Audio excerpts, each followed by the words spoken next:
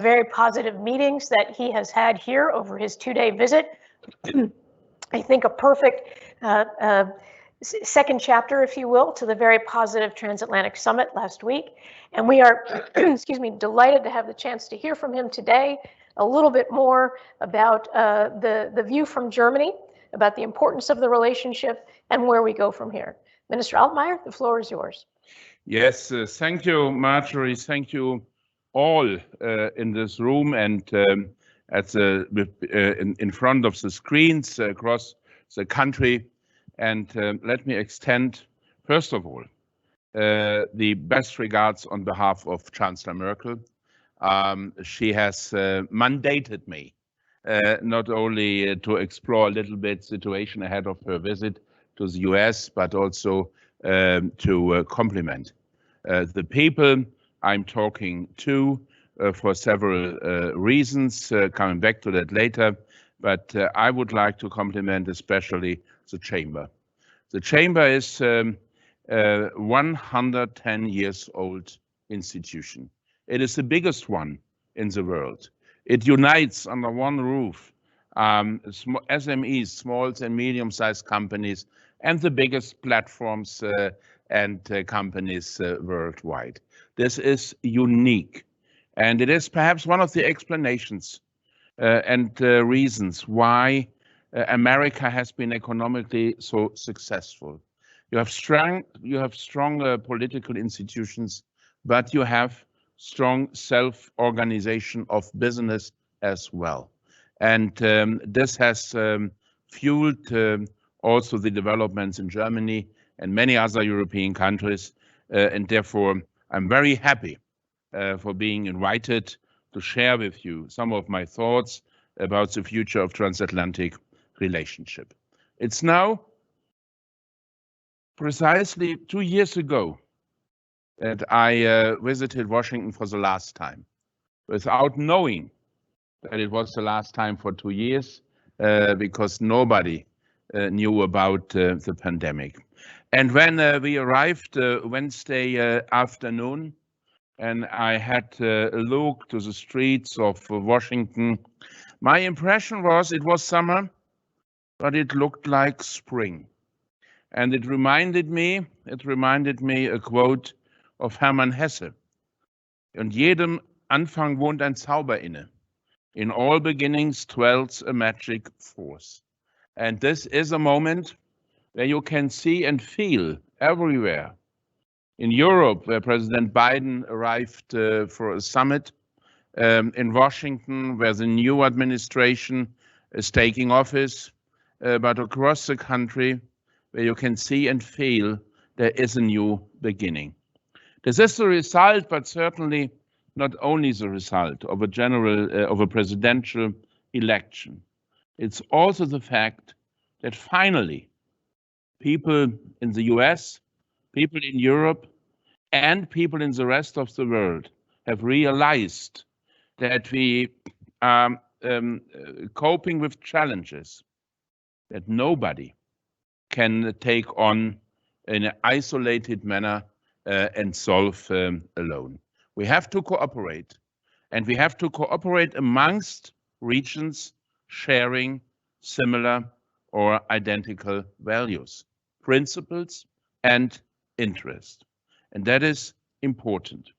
When talking about the challenges ahead of us, then, ladies and gentlemen, I cannot remember, and I'm almost as old as I look, honestly. I'm in politics for almost 30 years, but I cannot remember a situation where we were coping with so many disruptive changes at a time. There is a political disruption because we are no longer living in the happy years where the US and Europe were alone in the universe. We have seen new big powers emerging around the globe, a multitude of state and economic and business entities ruling the world together, but without any coordination amongst them all. We are all dealing with ecological disruption. We have started to discuss climate change 30 years ago. Many things have been achieved. In the meantime, in Germany, we have a share of renewable electricity in our total electricity consumption of 46%. That is enormous for a country with such a high share of industries and big share of exports. And the ecological disruption happens in parallel with a technological disruption. This is digitization, whereas the US, fortunately, are leading the evolution worldwide, but there are on all the different fields, not just digitization, biotech, for example, CRISPR-Cas, mRNA technologies, quantum computing, and many other. We see technological disruption. And what do I mean by that? I mean that after such a disruptive event, we will lose, of course, jobs, as was the case when the railways were invented, the cars was invented, the radio and the telephone. But we have the reassurance from 200 years that some jobs will disappear, but much more and better jobs will emerge. But for the first time in this process, there's no guarantee that the new jobs will emerge in the countries where the old jobs will disappear. And this is the point. We have seen countries like China starting with as extended workbench for industrialized countries like the US, Japan, or Germany, and becoming in a short period of less than 30 years, technological superpowers. We have seen that the path of innovation is developing faster in some countries and slower in others. And therefore, we have to proceed to an analysis where we are and what we have to do. Because if we would lose the economic disruption that follows from technological and ecological disruption, we would risk to see a cultural and a social disruption as well.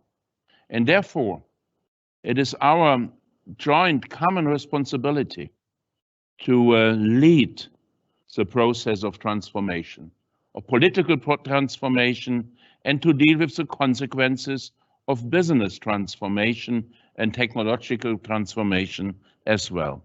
And we can do it by starting a new partnership, a new transatlantic partnership that will be seen not as exclusive, but as privileged, that will combine and bring together companies and states and cultural institutions with similar views, similar experiences from the past, and that will help others to develop as well and to establish new, stable, and economically and ecologically stable and successful world order.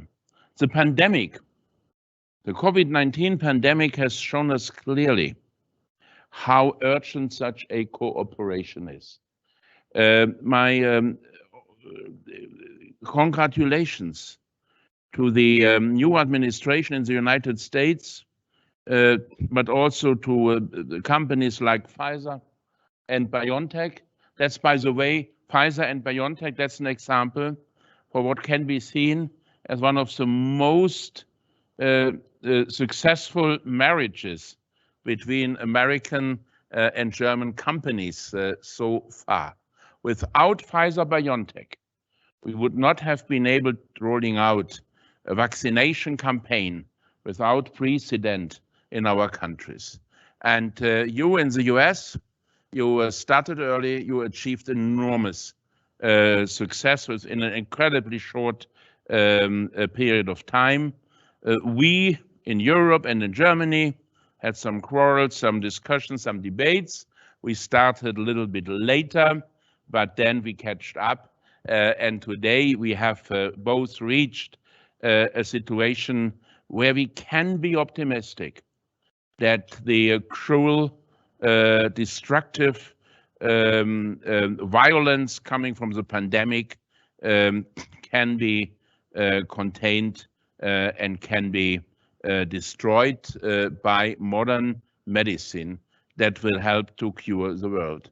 And as President Biden has said, it's not enough to provide the 2 jabs to American and European citizens. We have to realize that we are living in a globalized world, in a world where a movement of people is across the countries, and where all the people worldwide have the right for decent treatment and decent living conditions. And that means, ladies and gentlemen, that we have a responsibility to make sure that everyone can be vaccinated if he or she is willing to get it done. And that means we have to discuss. TRIPS waiver was one initiative from the president. The idea behind it is 100% shared by the chancellor. We, with a very high importance for intellectual property, think that there are possibly other ways of achieving the same goal. We have the instrument of concessions, for example, to extend rapidly production of highly innovative products. And I hope we can resolve in a way that by the end of 2022, the 70% of the world population will have got that vaccination that they deserve. The United States has rejoined the Paris Climate Agreement.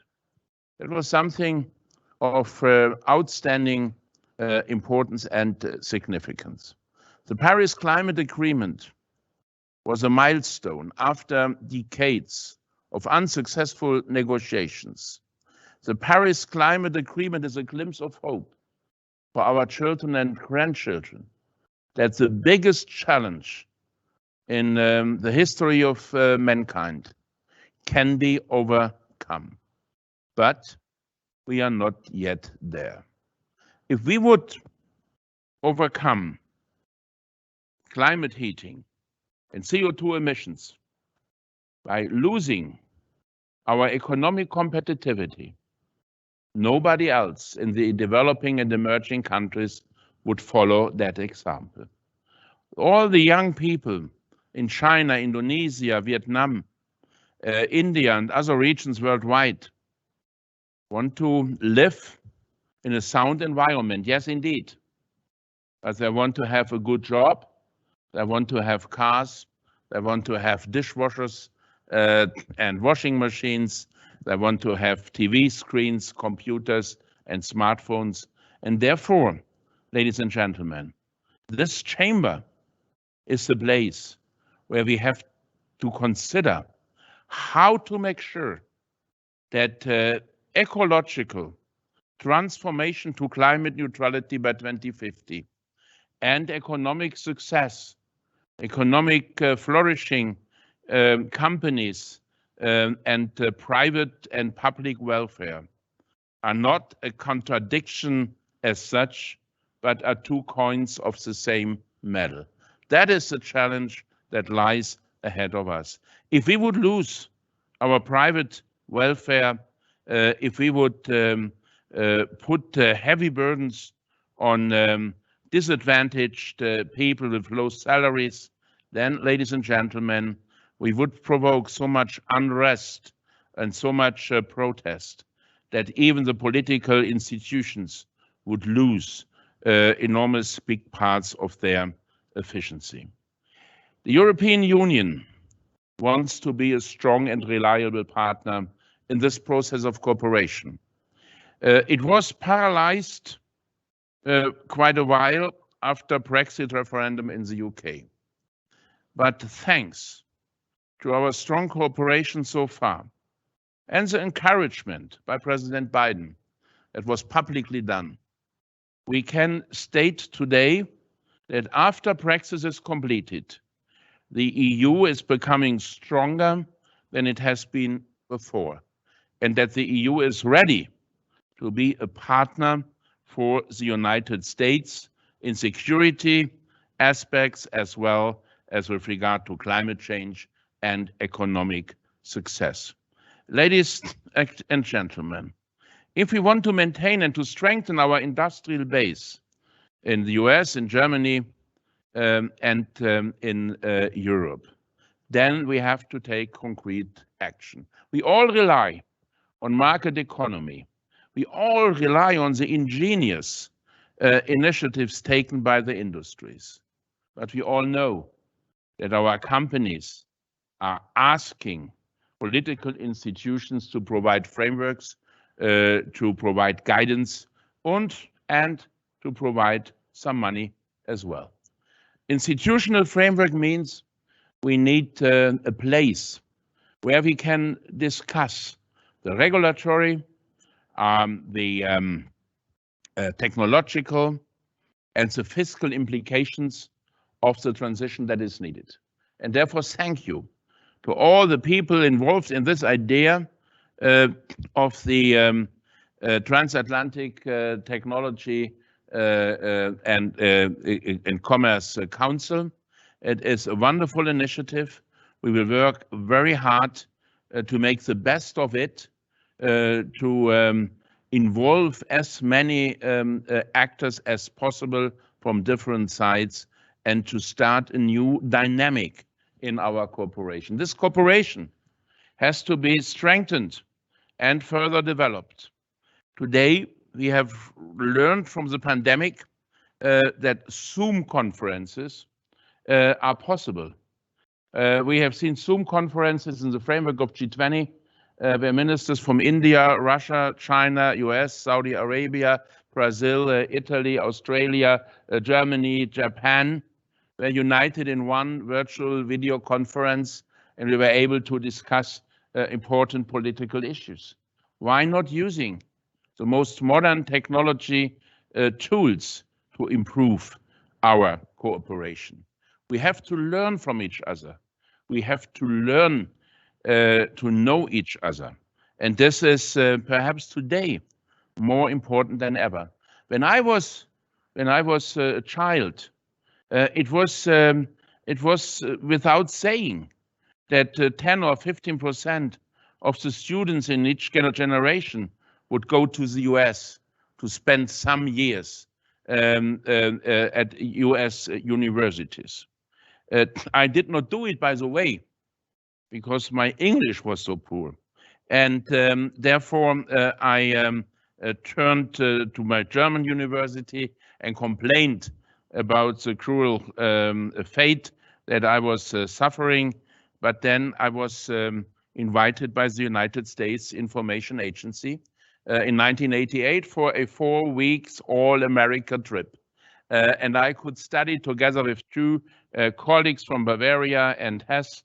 I could study in Florida, in California, in New York City, in Cleveland, in Kansas, in Washington, political issues, the people, the history, the technology, the economy. And that has really convinced me that this is one of the most dynamic parts in the world.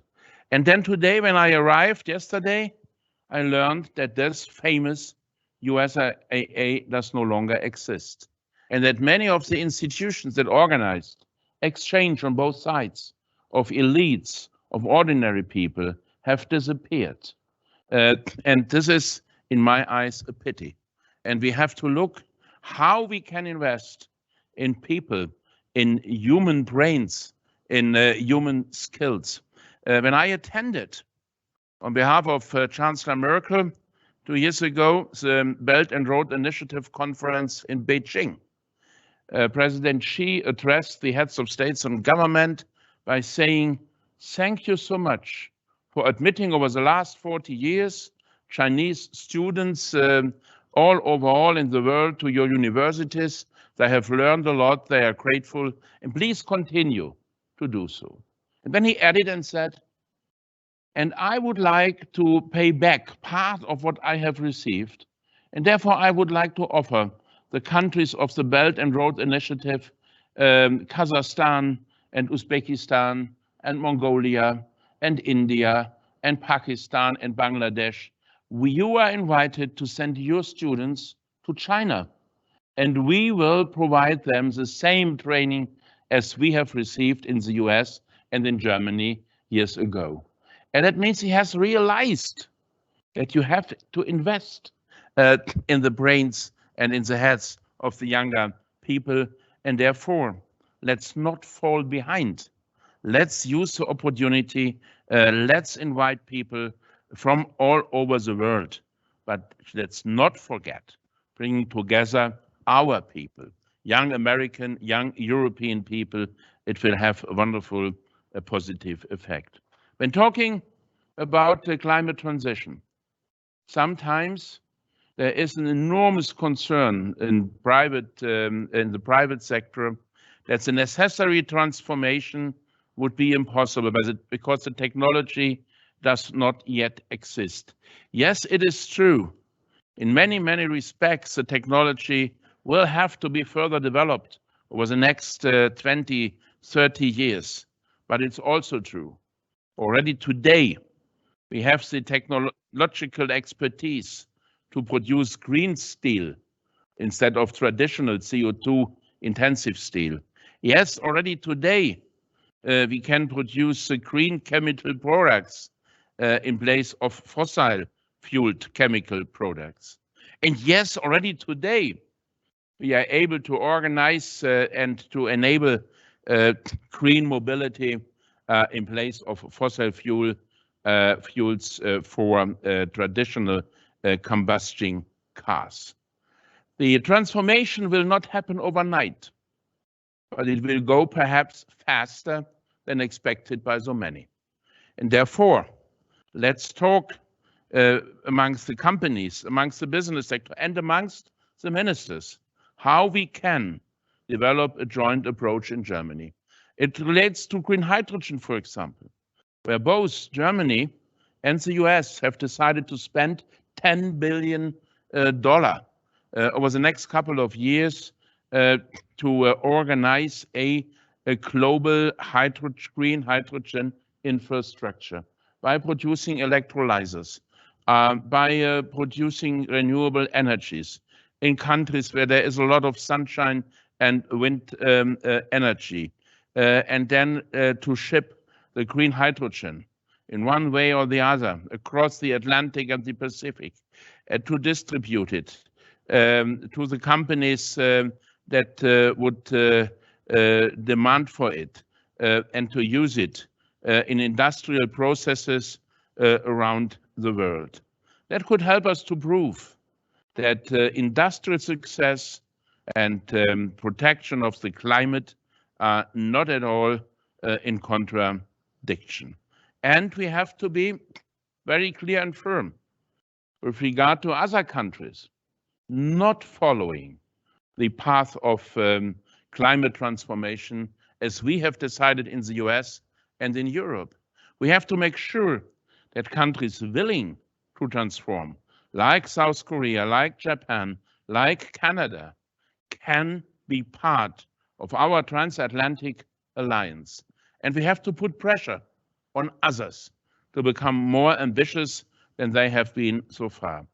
And if I may, at the end of my thoughts, say how important it is that we establish close political links between the new administration in Washington and the people and the commissioners in the European Commission and in the national governments in Europe.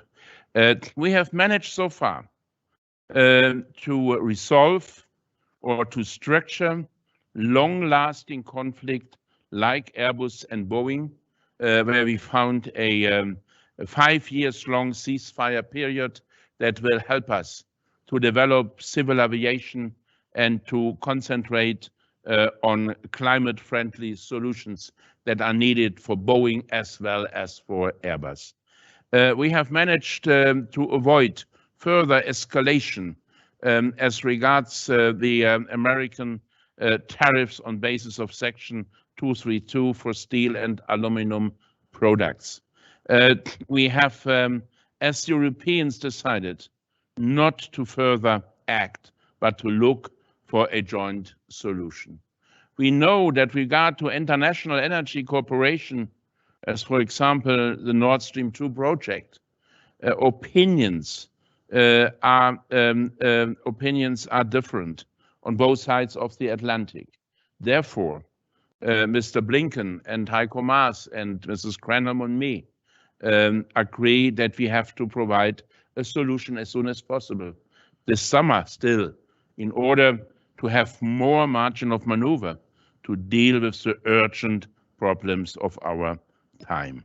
And therefore, we will act together. We are partners with all countries worldwide willing to be partners.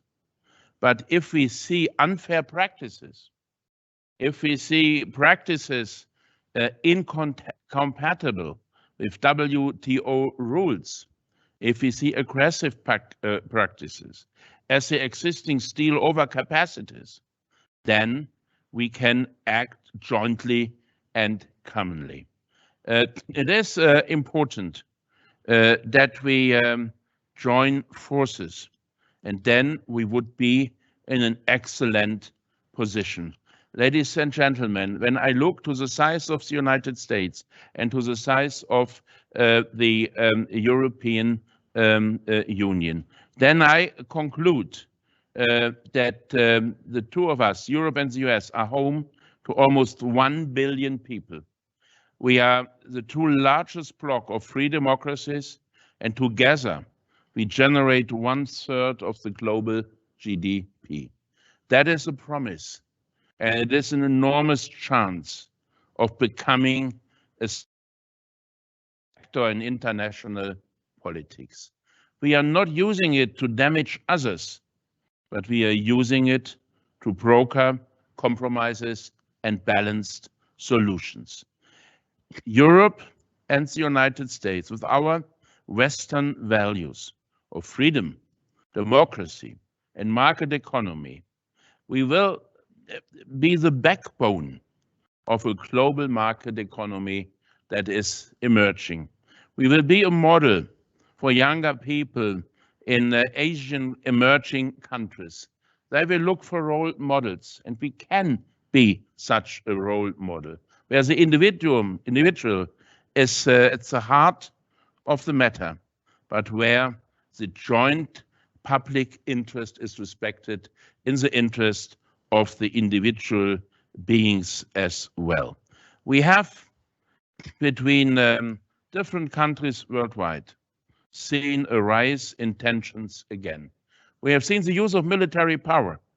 We have seen efforts to blackmail and to impose certain ideas and certain solutions on independent countries. This is something we will never accept. When human rights are violated, when sovereignty of free countries is threatened or disrespected, then we have to act together. We have to act together despite the fact that this is not directly, or it seems not to be directly related to the economic interest of our countries. But the economic interest of our countries will be implemented only when we can make sure that we have an international stable framework of democracy, rule of law, and mutual respect. That is the challenge ahead of us. I have concluded from my visit to Washington over the last 2 days, when I met with Secretary Kerry on climate protection, when I met with Catherine Tai on trade issues dividing us now for more than 4 years, when I met with Jennifer Granholm on energy issues that I've already mentioned. I concluded from all these visits and meetings with think tanks and journalists, with advisors to the president and to the new administration, there has never been over the last 20 years a situation where so much of goodwill existed on both sides, where we all realize that the conflicts from the past must be resolved in order to use the chances of the future. Thank you very much for your attention, and I wish you good luck, Majorie, in all your activities, you as a chamber, but also the 3 million companies belonging to this wonderful institution.